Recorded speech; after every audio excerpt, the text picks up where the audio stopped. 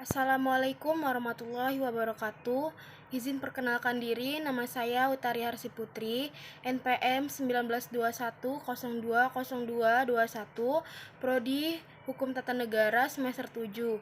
Video ini saya buat untuk memenuhi tugas komprehensif pada gelombang 1 Oktober 2022, bidang kesyariahan 1 dengan dosen penguji Bapak Muhammad Zaki MAG. Pada soal pertama, saya akan membahas yaitu tentang syariat Islam, hukum Islam, fikih, dan usul fikih.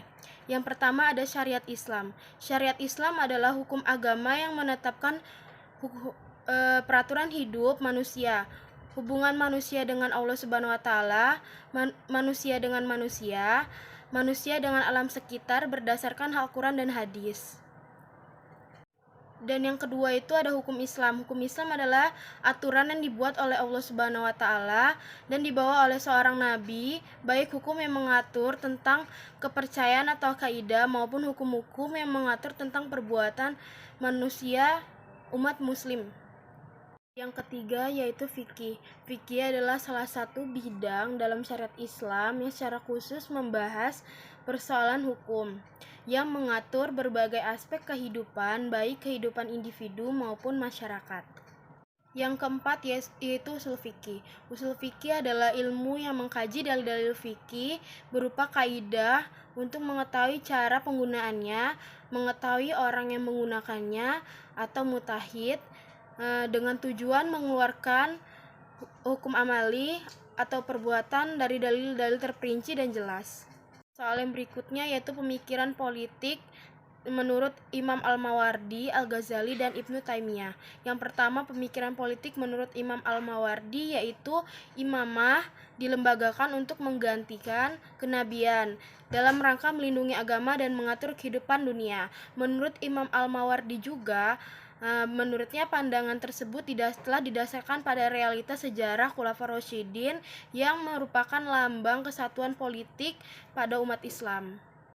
Pemikiran politik selanjutnya yaitu Al-Ghazali. Menurut Al-Ghazali, ia sependapat dengan Al-Mawardi bahwa mendirikan imamah itu adalah suatu kewajiban. Dan Al-Ghazali juga menegaskan bahwa agama dan negara itu bagai dua saudara kembar yang saling melengkapi, dan ia juga menegaskan bahwa politik itu menempati posisi yang sangat penting dan strategis yang hanya berada satu tingkat di bawah kenabian. Selanjutnya pemikiran politik menurut Ibnu Taimiyah, yaitu menurutnya bahwa mengatur umat memanglah merupakan bagian dari kewajiban agama, tetapi tidak pula berarti agama tidak dapat hidup tanpa negara. Menurut Ibnu Taimiyah juga, mendirikan imamah bukanlah salah satu asas atau dasar negara, melainkan hanya kebutuhan dari praktis saja. Ibnu Taimiyah juga menekankan fungsi negara untuk membantu agama. Lanjut ke soal nomor 3 yaitu tentang pembahasan ijma, qiyas, ihtisan, maslahah, dan syaduf zariyah. Pertama itu ijma adalah kesepakatan para ulama untuk menetapkan suatu hukum-hukum dalam agama berdasarkan Al-Qur'an dan hadis. Hasil dari ijma adalah fatwa. Kedua itu ada qiyas. Qiyas adalah mempadu padankan hukum yang satu dengan yang lainnya. Yang ketiga yaitu ihtisan. Ihtisan itu adalah tindakan meninggalkan satu hukum karena keharusan untuk meninggalkannya. Contoh, seorang dokter pria itu diperbolehkan melihat aurat dari pasiennya wanita untuk mengetahui penyakit yang diderita oleh pasien perempuannya tersebut.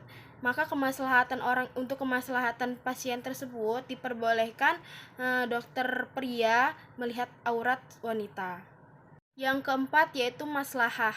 Maslahah adalah konsep yang dijadikan sebagai bahan pertimbangan utama dalam menyelesaikan masalah-masalah hukum Islam. Karena asas yang terkandung dalam maslahah adalah pemeliharaan, maka kata lain dari pemeliharaan adalah muqasid syariah. Muqasid syariah adalah pemeliharaan agama, akal, jiwa, keturunan, dan harta. Yang terakhir itu ada sadduf zariyah.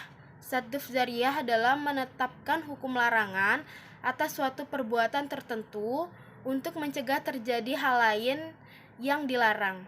Soal nomor 4 dan yang terakhir adalah mengenai istilah-istilah.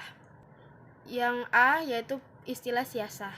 Siasah adalah istilah bahasa Arab yang dikaitkan dengan otoritas politik.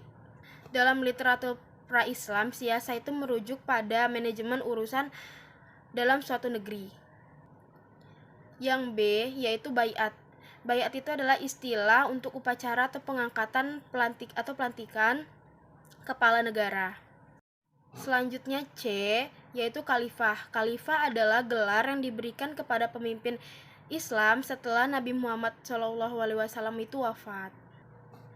D yaitu istilah ahlul ahli wal aqdi, yaitu berarti orang yang berwenang melepas dan mengikat. Disebut mengikat karena orang yang mengangkat ahlul ahli itu disebut melepas karena mereka yang duduk di situ bisa melepas dan tidak memilih orang-orang tertentu yang tidak disepakati. Yang E itu ma'zul. Ma'zul itu artinya berhenti memegang jabatan atau turun tahta.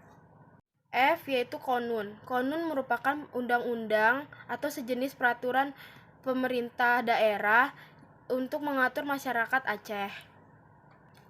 Yang G itu dustur. Dustur adalah undang-undang suatu negara. Yang H itu wazir. Wazir merupakan pembantu kepala negara. Selanjutnya I adalah qadhi. Qadhi merupakan seorang hakim yang membuat keputusan berdasarkan syariat Islam. Selanjutnya J qada. Qada merupakan keringanan yang diberikan oleh Allah karena tidak sengaja meninggalkan sholat. Seperti contoh salah satu qada sholat zuhur di waktu asar. Selanjutnya K yaitu tahkim. Tahkim merupakan menyerahkan keputusan kepada seorang yang berhak menerima putusan. Yang terakhir yaitu L ta'zir. Ta'zir merupakan hukuman yang bersifat pendidikan atas perbuatan dosa maksiat. Sekian video yang dapat saya sampaikan. Bila ada kurang saya mohon maaf, kepada Allah saya mohon ampun. Wabillahi taufiq wal hidayah. Wassalamualaikum warahmatullahi wabarakatuh.